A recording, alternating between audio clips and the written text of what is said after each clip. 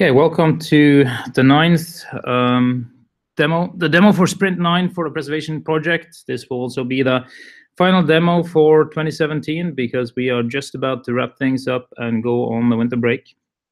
I'd like to start off by showing you the steps to production checklist. As you may recall, this is our high-level master checklist of milestones and what needs to be done in order to meet each milestone. So we've just met milestone 1, which has a beautiful green tick mark next to it, and is preceded by many other beautiful green tick marks. As you might recall, we've been working in the preservation catalog, which is the Rails app that stores MOAB objects in a database and verifies those objects. So we have that up and running. And what we've been working on mainly during this sprint is essentially milestone number 2, which we call storage validation. It's specified as all the check B in our specification documents. Basically, what we've been working on is something we call check existence, which takes which basically walks through all of our MOABs and verifies that it exists with the right information in the database.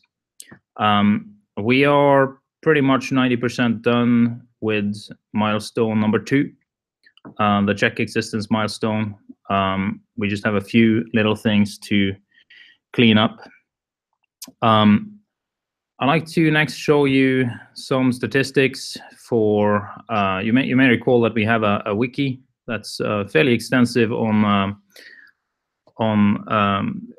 seeding the catalog and running the check existence. This is something that we've done pretty recently, and in here you'll find lots of information about logging, the number of lines, how long it took to run each of the storage routes, which is basically essentially a network directory, an NFS drive that is mounted on our machines, with start times and end times for the routes that we've been running.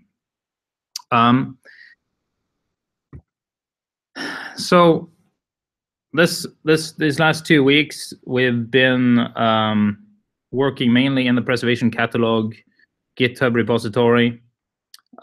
We closed 27 issues and 23 pull requests so far. As you can see, we've had quite a bit of churn in the preservation catalog. I'd like to highlight a few of the changes that we've made. John has been busy adding lots of documentation. You'll see documentation that he and I believe mainly Sarah wrote regarding how to actually use the preservation catalog. So we're hoping that these instructions will be useful in the future for either ourselves or some unknown person that comes in and needs to run rake tasks to essentially check storage routes and verify that the MOABs are correct and that they exist in the right place.